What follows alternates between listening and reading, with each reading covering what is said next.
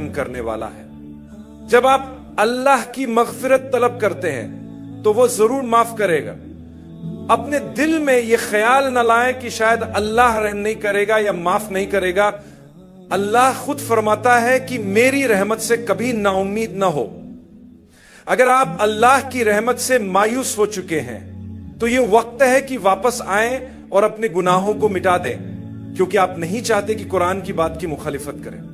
जब अल्लाह कहता है कि मेरी रहमत से नाउम्मीद न हो और आप फिर भी नाउम्मीद हो रहे हैं तो ये एक नापसंदीदा अमल है। मेरे प्यारे भाइयों और बहनों, मैं आज सदके के बारे में बात करना चाहता हूं। सदका अल्लाह की रजा हासिल करने का एक बुनियादी जरिया है। जब आप दिल से अल्लाह की रजा के लिए किसी को कुछ देते हैं तो आप अल्लाह की खुशनुदी हासिल करते हैं। आप देखेंगे कि किसी भी चीज में अजाफत तभी होता है जब आप उसमें कुछ वापस लगाने के लिए तैयार होते हैं। यहां तक कि आपका कारोबार भी इसमें सरमाया होता है और सरमाया मुनाफा लाता है। जब आपको मुनाफा हासिल होता है तो आप उसका एक हिस्सा वापस कारोबार में लगाते हैं ताकि वो और मजीद बढ़े। जितना ज्यादा आप अपने कारोबार में वापस लगाएंगे आपका कारोबार उतना ही बढ़ता जाएगा। यही असूल हर चीज पर लागू होता है।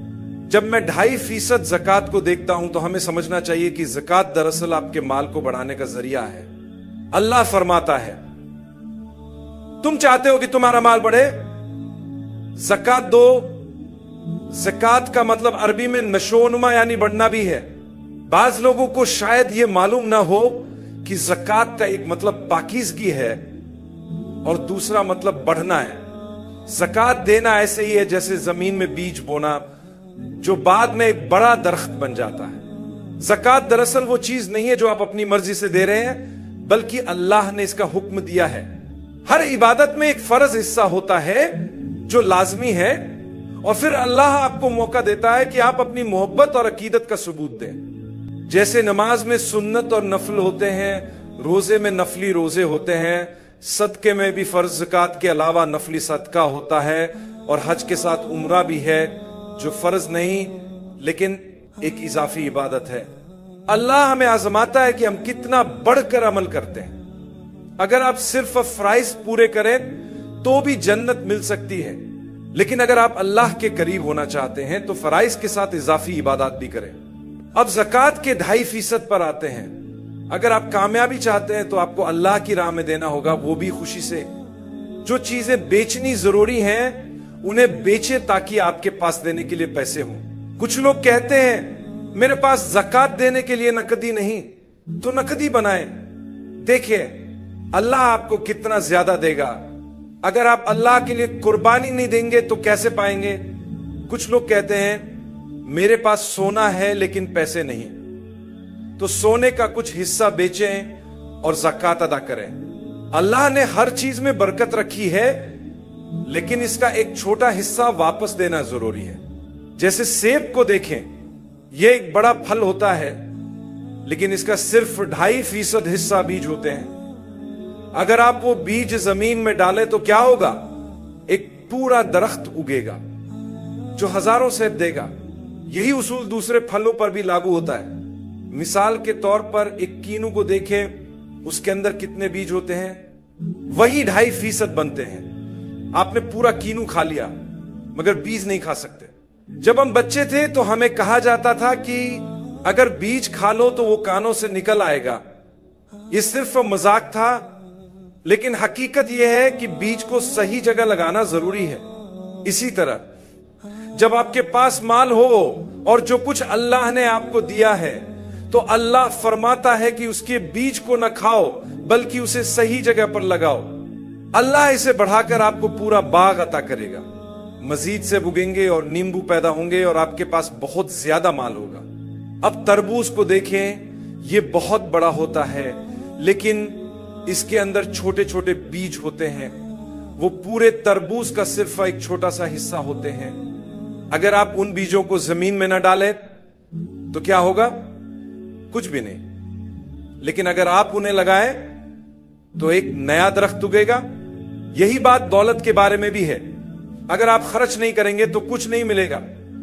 अल्लाह फरमाता है, ए इब्ने आदम, तुम खर्च करो, मैं तुम पर खर्च करूंगा। ये अल्लाह का वादा है। इसीलिए सूरह अल बकरा में अल्लाह सदके की मिसाल बीज से देता है, जो जमीन में बोया जाए तो 700 गुना ज्यादा हो जाता है। अगर आप देंगे तो अल्लाह आपको और ज्यादा देगा। ये सदके की बरकत है। अगर आप देने के लिए तैयार नहीं है तो आपके पास कुछ नहीं होगा। यही कानून कुदरत है। दुनिया के अमीर तरीन लोग वह नहीं है जो गूगल पर सर्च करने पर सबसे ज्यादा मालदार दिखाई देते हैं। नहीं, हरगिज नहीं, वो हकीकत में अमीर नहीं है। जब तक आप अपनी दौलत को खर्च नहीं करते, आपने अपना वक्त जाया किया है।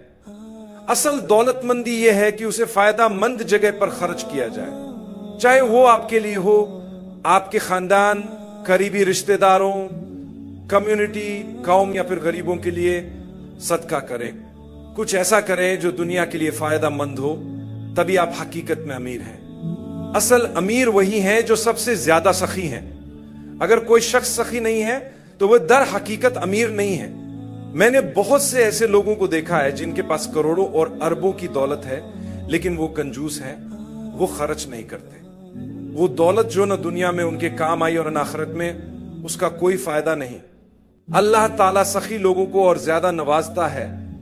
बाज औकात ऐसे लोग जो अरबपति नहीं होते, लेकिन फिर भी उनके पास खुशहाली होती है। एक खुशहाल खानदान होता है, अच्छी सेहत होती है, वो सुकून की नींद सोते हैं। अल्लाह उन्हें खूबसूरत अंदाज में इबादत की तौफीक देता है। ये सब अल्लाह की नेमतें हैं जो वह अपने बंदों को उनके खर्च करने के बदले में अता फरमाता है। लिहाजा ए इब्ने आदम, खर्च करें और देखें कि अल्लाह इसे किस तरह बढ़ाता है। यह रमजान के आखिरी लम्हात हैं। हर रात कुछ न कुछ खर्च करें और देखें कि अल्लाह आपके लिए क्या करता है। अगर आपका दिया हुआ सदका लैलतुल कद्र से जा मिले तो अल्लाह इसे इस तरह बढ़ा देगा जैसे आपने 1000 महीने मुसलसल खर्च किया हो। क्या आप इस अजर का अंदाजा कर सकते हैं? और मैं हमेशा कहता हूं, अगर मैं हर साल इन आखिरी 10 रातों में खुद को वक्फ कर दूं तो मैं हर साल 83 साल की इबादत का सवाब हासिल कर सकता हूं। आज मैं आपको जो आखिरी बात याद दिलाना चाहता हूं वो ये है कि जब आप किसी को कुछ देते हैं तो अपने आप को आजिज रखें। सदका कबूल होने की एक निशानी यह है कि जब आप देते हैं, देने से पहले और देने के बाद भी आप आजिजी इख्तियार करते हैं। आप अपने आप को बड़ा या बरतर नहीं समझते, बल्कि आप ये समझते हैं कि आपको देने की तौफीक मिली है और आप बदले में कुछ भी नहीं चाहते सिवाय अजर के। अल्लाह हम सबको बरकत दे और हमें अच्छे कामों में खर्च करने की तौफीक अता फरमाए और हमें खर्च